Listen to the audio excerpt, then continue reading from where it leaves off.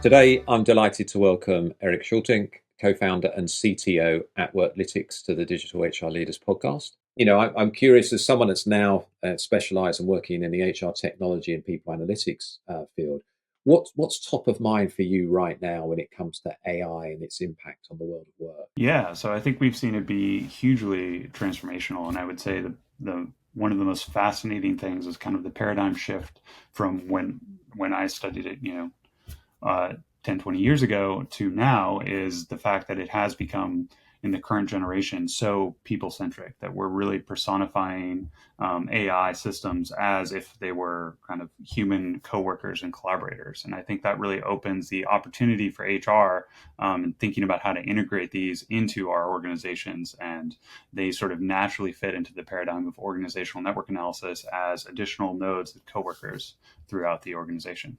And I don't know what you're seeing at Worklytics, but some of the research that we did at Insight 222 last year.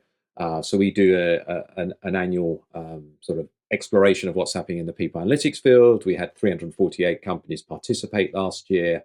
The survey we kind of ran from May to July 24. And one of the questions that we asked was, how long has the AI journey in HR been in your organization? And I was quite surprised when we got back that over 60%, of memory, it was 62% of companies said they were in the first year of their journey. A further 18% said they hadn't started.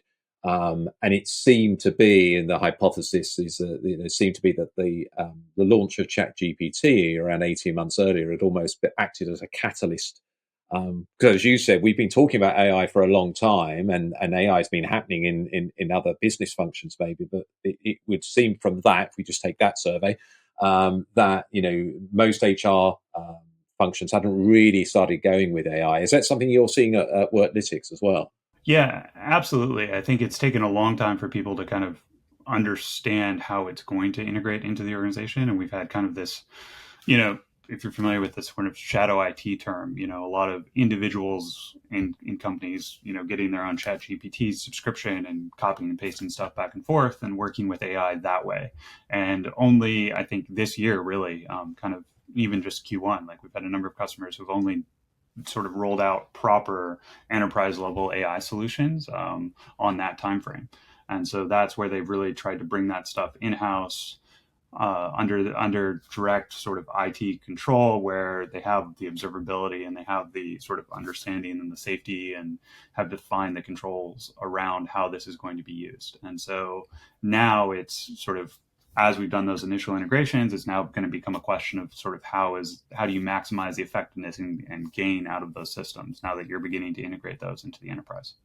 Yeah, and there seems to be a general assumption out there that once you give people access to AI tools, productivity will naturally improve.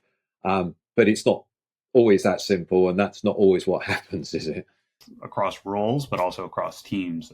We've sort of anecdotally, we've seen in some of the initial exploration data that is that adoption, sort of starts. And when people say they're using AI and sort of high usage, I mean, they mean sort of, you know, once a week or a couple times a month type of things that they're going in and using ChatGPT. And so, I think there's an opportunity for a much larger uplift. And one anecdote we've seen is kind of how important the manager is in that transformation. And sort of teams where the manager is a high or active user of AI, we've seen a uplift of up to 5x in how much their direct team uses AI as well. And sort of we've seen it, the implementation of AI and the adoption of AI being very uneven across companies based on those sorts of dynamics. So it's certainly early days, but that's giving us some clues on how organizations need to start thinking about the rollout of AI and how they can encourage adoption to gain productivity that way. And so the manager, let's touch on that a bit there. And I know other research that you've done at Worklytics over the years, whether it's related to flexible working or other things that have really grown during and since the pandemic, the role of the manager is key here. So the way you're explaining it there, it's almost like it's a role modeling thing that the manager needs to play, and then you get the uplift from the team. Yeah, absolutely. And I think it's just, we're still exploring how these tools work. And so it's a question of, the best ways to leverage these in different roles require some exploration. I mean, I've certainly seen that in my own workflow and sort of my team workflow as we integrate, ChatGPT. The quality of the answers it gives you can be very useful, or they can be, very generic and, difficult to really leverage, and not, something where I want a couple bullet points and it writes pages, and you can direct it to a certain degree, but it's not always that useful. So doing that exploration and being empowered to do that exploration by your manager, I think is important. And I think the best teams at leveraging this are being a little bit tactical and sort of thinking, okay, like, we've experimented with ChatGPT, but the chat interfaces are cumbersome and tedious to use. How do we directly integrate these into our workflows and our tools? Sort of starting to pipe stuff together underneath, leveraging it through Slack, talking to Slack bots, having agents that monitor our Slack channels and are able to sort of proactively respond and sort of proactively start to, pre-fill out Zendesk tickets or things like that. So I think managers and teams can be empowered to figure out how to best integrate AI into their workflows at a deeper level than just, hey, something that you chat with through a web client. Yeah, and again, I think that's one. I guess that's one of the exciting things, but also one of the challenging things for people is things are moving very, very quickly, and it's important, I guess, that all of us actually invest some time, firstly to be curious, but to learn.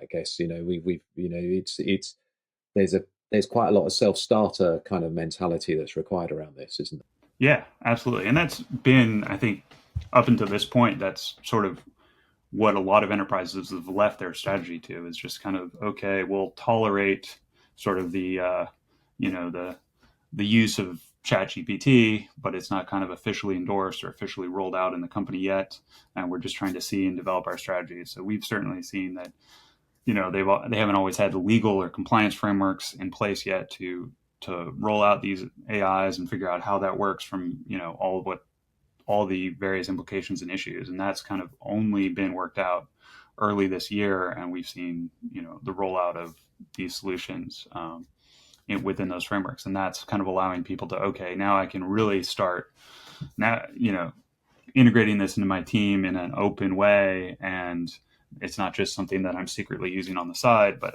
now I can really sort of talk with my team about it and figure out, okay, how are we going to really use this to cut down on busy work and, do better, and multiply our effectiveness and, remove some of the, repetitive tasks that we would otherwise have to do ourselves. That's really good. So listening to you, Erik, it sounds like we've gone from, again, not in every organization, we'll talk about organizations that are doing it well in a minute. We've kind of gone from pretty scratching at the surface a little bit to seeing a little bit more adoption this year. But we're probably only, at the dawn of this new era. So when you look at, and I know you work with some particularly advanced companies, a lot of technology companies that have Worklytics. So when you look at some of those organizations that are making good progress with AI, what are they doing differently? Especially when it comes to maybe embedding AI into the flow of work. Yeah, so I think, it's very early days. So I would say those kind of even the most advanced companies have just started to release, in the last 3 to 6 months, sort of more officially sanctioned, toolboxes for using AI, whether that, and, frameworks for, okay, I want to build a Slack bot, or I want to start, using AI in this tool. Like before, there was kind of like, even from just like a vendor, like legal agreement perspective, like, having any kind of AI component in that triggered a huge additional like legal red flag, like where we don't know how to handle that. What should the data be? All those compliance and controls. So I think now even the most advanced companies have now gotten through that. They have, their legal teams have an understanding of, okay, like what do we need to do this? What requirements do we need to see from these vendors to start using these AI systems in our company?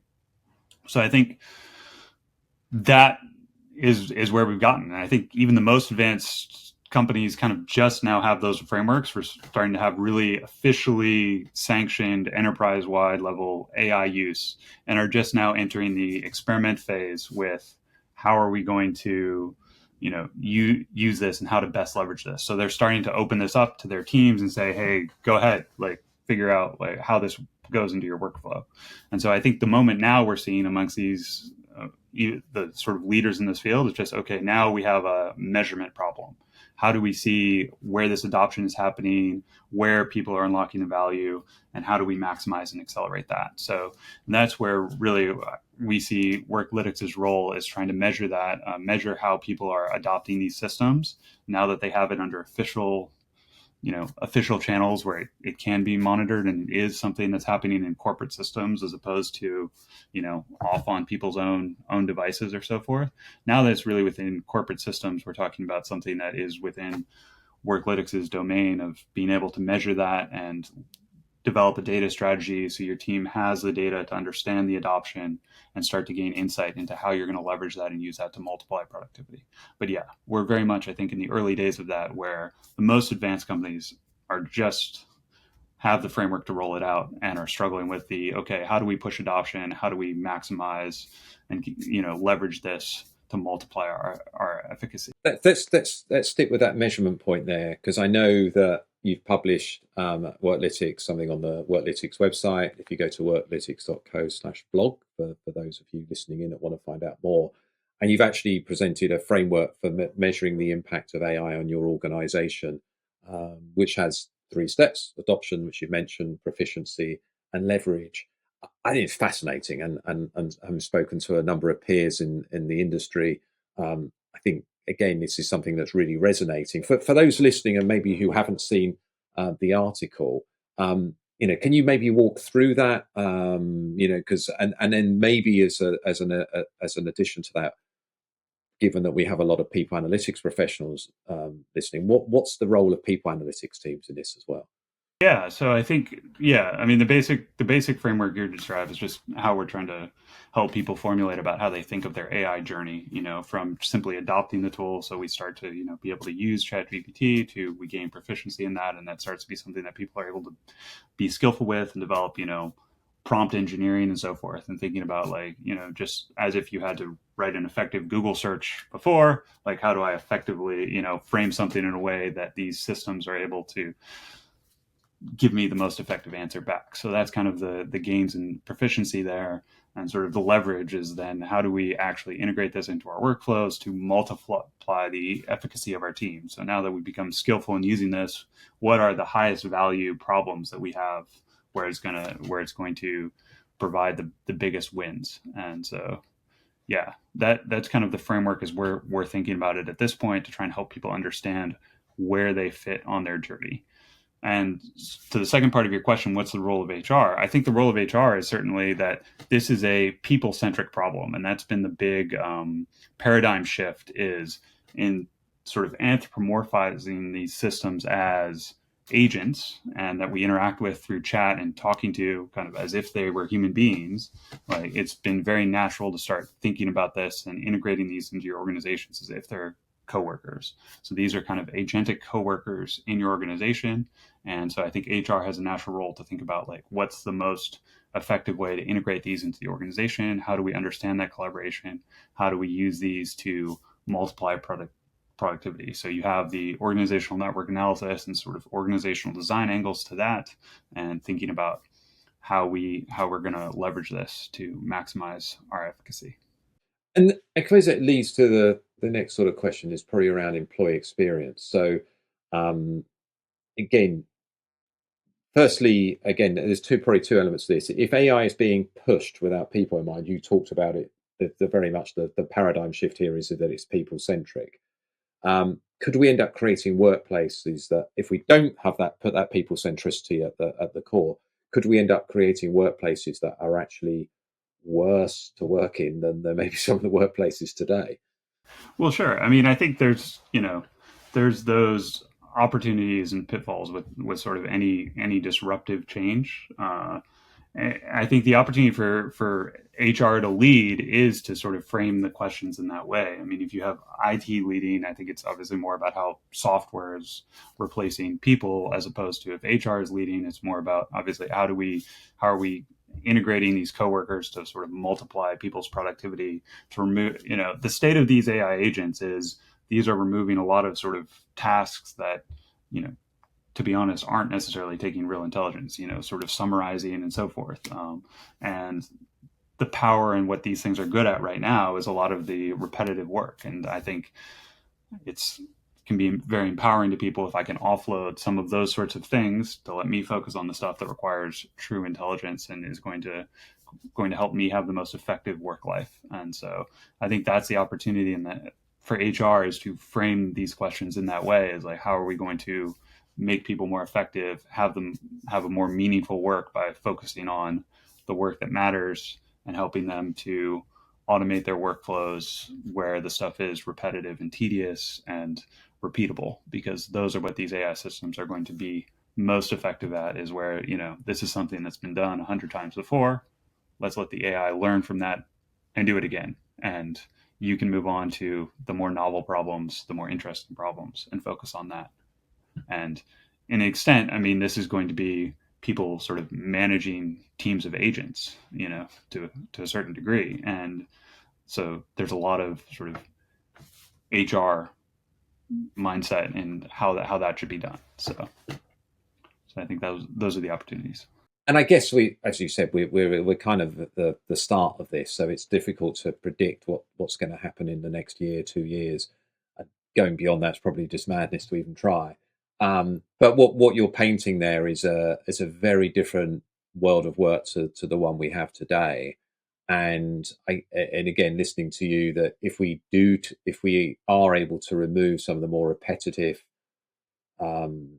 process driven tasks from jobs, effectively from people's roles, then obviously the promise is that they can focus on stuff that's more value adding, more interesting, I guess, from an individual level. Yeah.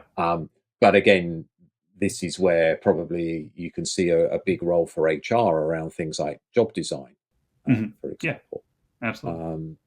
And I don't know what you're seeing already for maybe the companies that are maybe further ahead than others on this. Is this something that they're already actively thinking about and doing? Yeah, I don't think it's evolved to that point quite yet. I do think that's kind of the opportunity, is to think then, okay, like, instead of sort of focusing as much on, you know, carrying out the process, we need to think more about designing the process, designing the workflows in which these agents are playing the role of nodes in carrying out. And so that's the opportunity, is to have people do more focus on that, of designing what the workflow should be, as opposed to simply implementing the workflow. So I think, yeah, HR definitely has a role to think about that, because this, again, is modeled as agents in effect become nodes in your organizational graph, and we need to measure how those agents are being used and being collaborated with, so that we can understand how to best integrate those and leverage them. And I guess that's maybe the unique opportunity for HR. It's helping the organization to incorporate these new technologies to be more efficient, to drive employee experience, but to drive productivity and ultimately outcomes for the business. But at the same time, reimagining how we deliver some of the HR programs that we deliver as well, and looking at different roles within HR as well, and thinking how they're going to change during this. And maybe that is a unique opportunity in many respects for HR leaders. Yeah, absolutely. I mean, there's this, you know, there's certainly a section of the AI being applied to solve HR problems directly. And then, but I think there's also and AI is going to have a big role in trying to help HR gain productivity on its core functions that it already does. And then, yeah, there's the broader implications for the business. I think is something that HR is uniquely positioned to help the organization understand, because it is so people centric in how we're going to be integrating these systems, and sort of some of the challenges that's going to create are very much within the realm of HR. And I know Worklytics. Actually, let's talk about people analytics first. So, sure. So we talked about the opportunity for HR. Now, many HR professionals, they obviously don't have your background in AI and computer science, and many HR professionals that I come across maybe aren't that technically minded.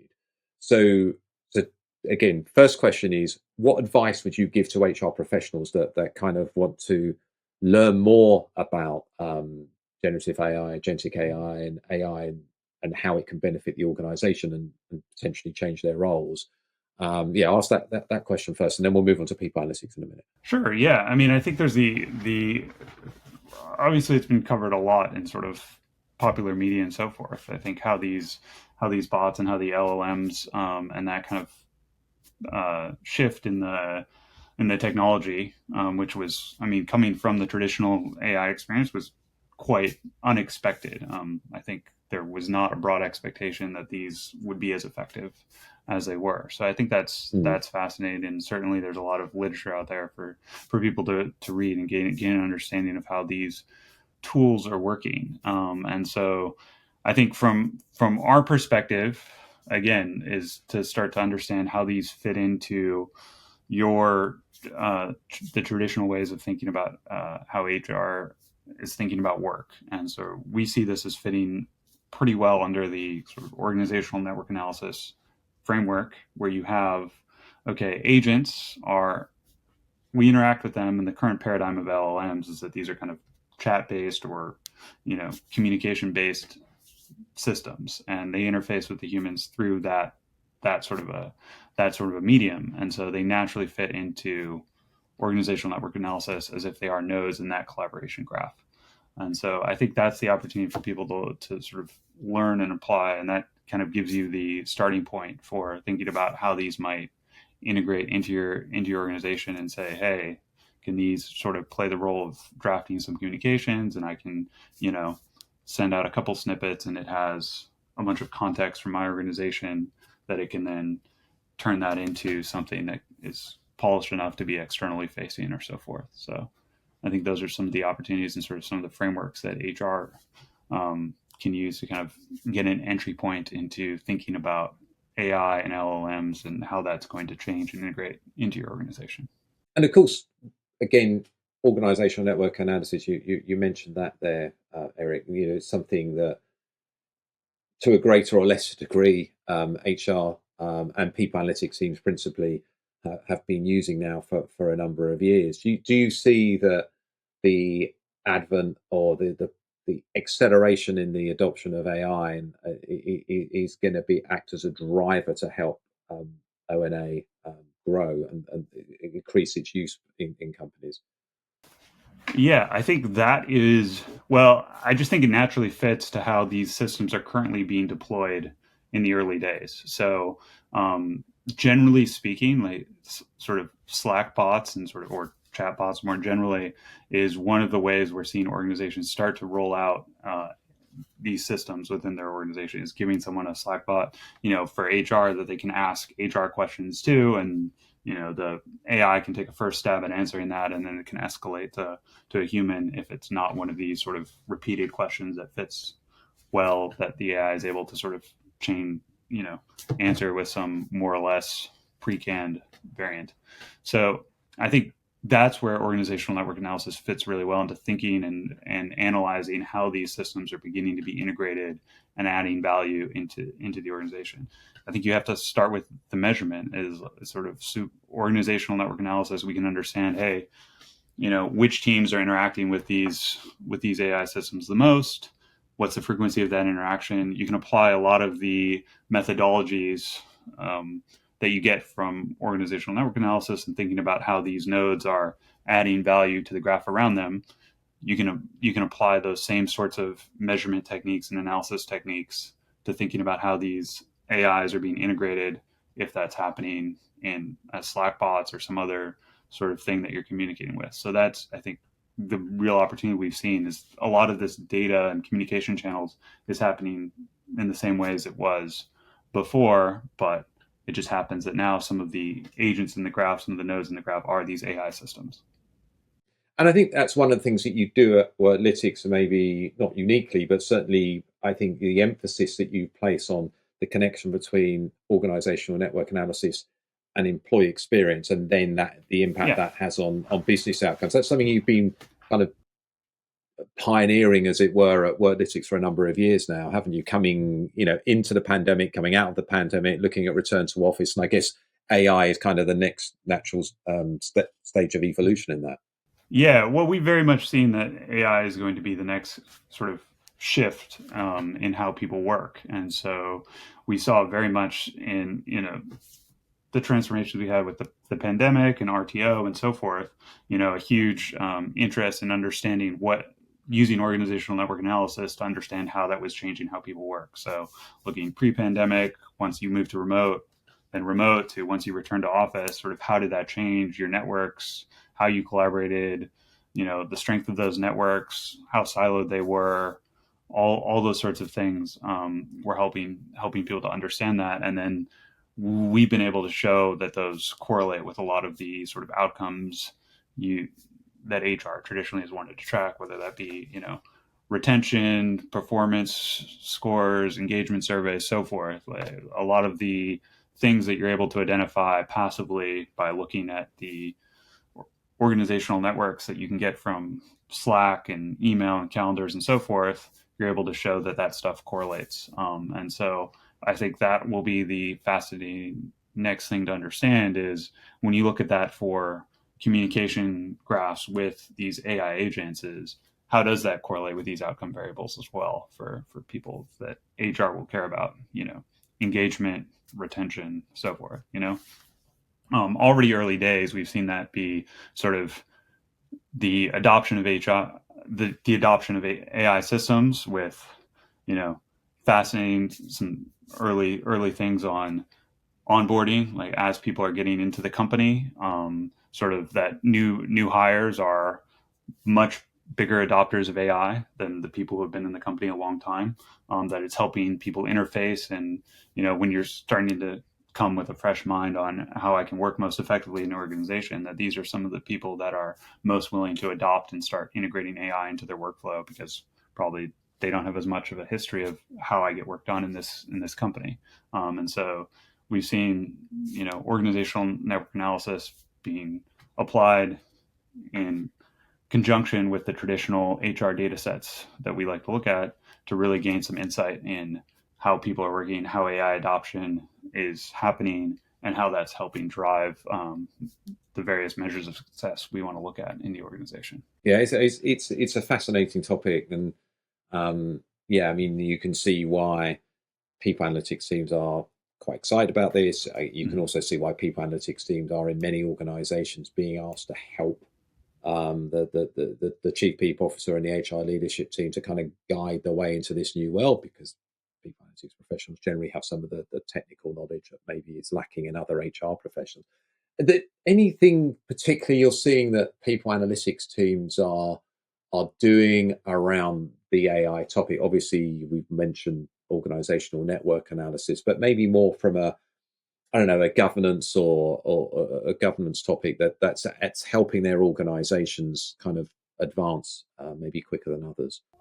I think from a governance perspective, it's just about being conscious and putting the momentum behind sort of your legacy, your legal and privacy teams to develop the frameworks to be able to use these tools, and understanding and developing your norms around what you're comfortable with, what you want to see in agreements, what you need to put in every vendor agreement to be able to start to unlock the AI power that some of those vendors are providing, where they're coupling that in with LLMs. Like, I think that's what we've seen is companies start to coalesce is like, okay, we've been able to think about this for a while, grapple with what the implications are, and decide what our strategies are going to be around allowing or adopting AI, whether we pull a bunch of that stuff in internally, whether we're willing to trust some vendors, what our requirements are.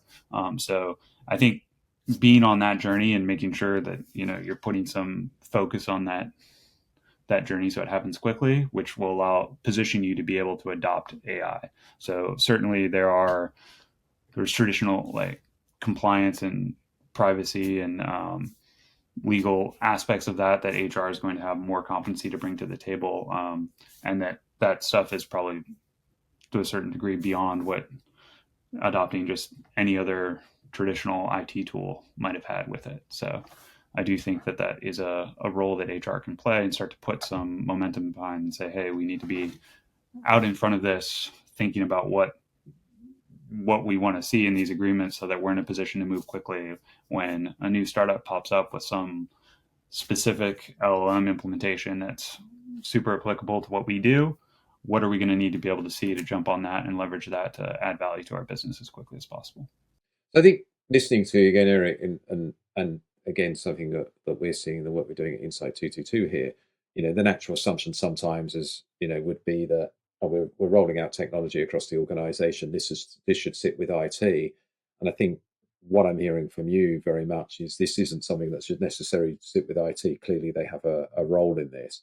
It's something that HR has an opportunity to lead on.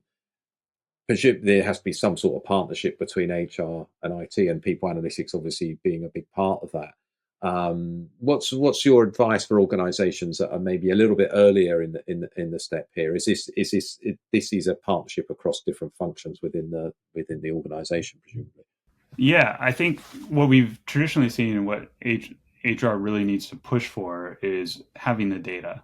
And even you would think IT, but often even IT isn't getting good data out of these systems on what the adoption is, and what the usage is to be able to model that in people, and then to be able to model that in people-centric ways to understand, okay, which teams are using this, which teams are adopting this, how do we layer in all the rich data that HR has on top of the sort of much lower level data that IT has to really gain insights and leverage it for our organization.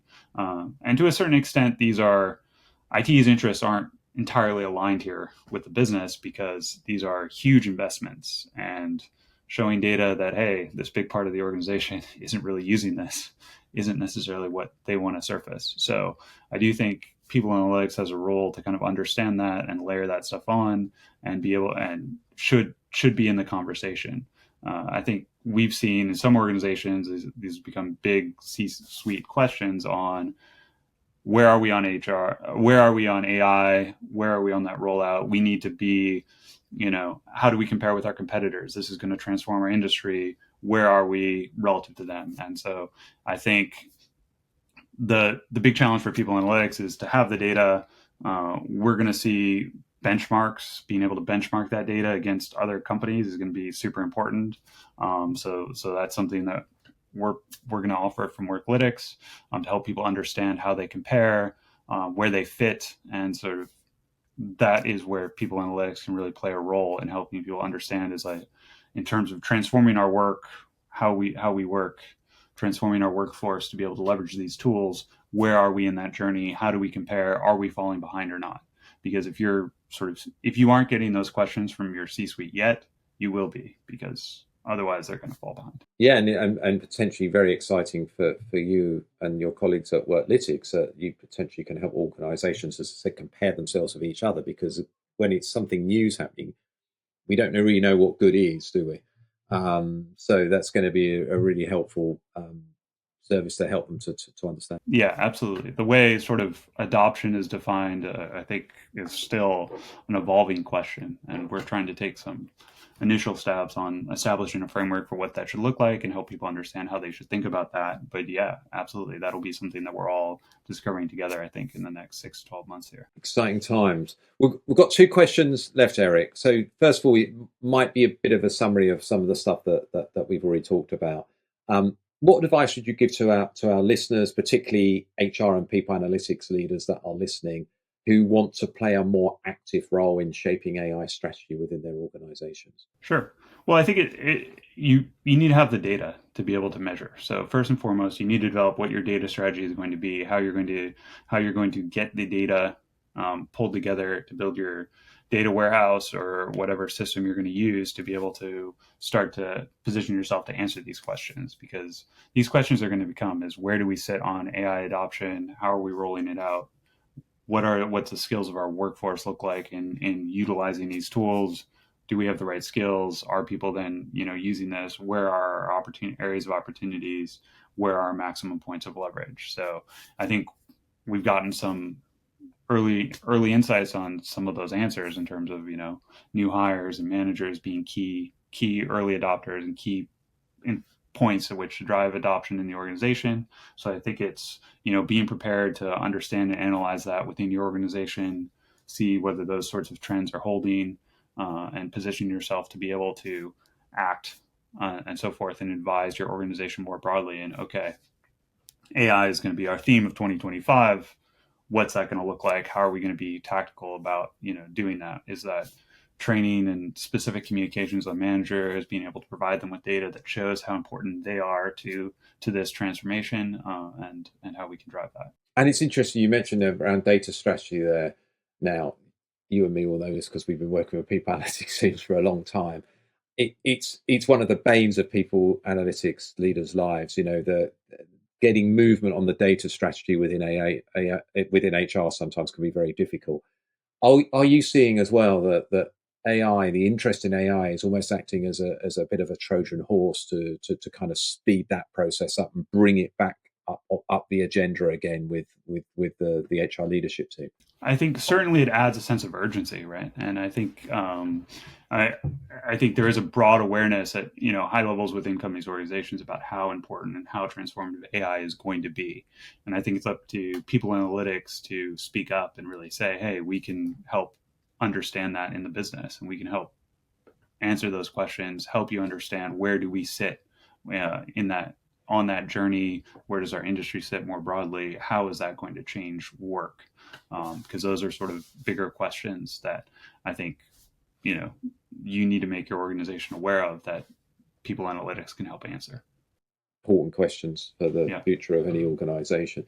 So, Erik, this is every series we do at the Digital HR Leaders podcast. We have a question of the series, so we'll be asking all the guests on this series, and I know it's something that you and the team at Worklytics have helped many organizations on. So the question is, how can HR help the organization understand and improve team effectiveness? Yeah, I think the big opportunity in 2025 is simply the adoption of AI, and I think with the data, combined with the data that you can get from these AI systems, combined with the data that HR has about organizational structures, team structures, managers, tenure, all the outcome variables around engagement, performance, and so forth, being able to understand the transformation.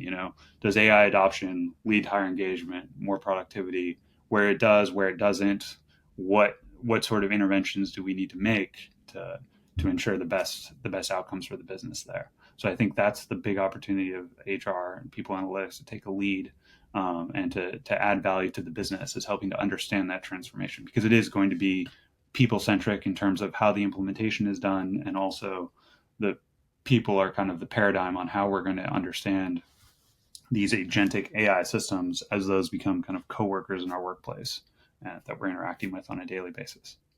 Brilliant. Well, that seems a great place to leave it, Erik. It's been fascinating to listen to you. I've learned a lot in the last 45 minutes or so. Before we part ways, can you share with listeners how they can follow you, learn more about Worklytics and everything that you're doing for organizations and HR and people analytics leaders around the world? Yeah, absolutely. So the best place to sort of get our single consolidated view on the AI stuff is to go to worklytics.co/AI. So we're gonna group all of our AI related thinking and offerings there. So you'll help see what our views are on AI, our frameworks for how to think about the AI transformation of your workforce, and what sort of data we can make available to better understand that. So we see measurement as the absolute key thing, and are developing offerings to be able to help people better understand and gain insight into what's happening. That was like a treasure trove for people to go and unlock there. So Erik, thank you very much. Look forward to seeing you and your colleagues at conferences around the world in the coming months. And thank you for being a guest on the Digital HR Leaders podcast. Thank you. In this series, we will be speaking to a range of senior leaders who are pushing a data-driven and digital HR agenda. Make sure that you subscribe via your podcast app of choice, and also via our YouTube channel for free and regular interviews with the digital HR leaders of the future.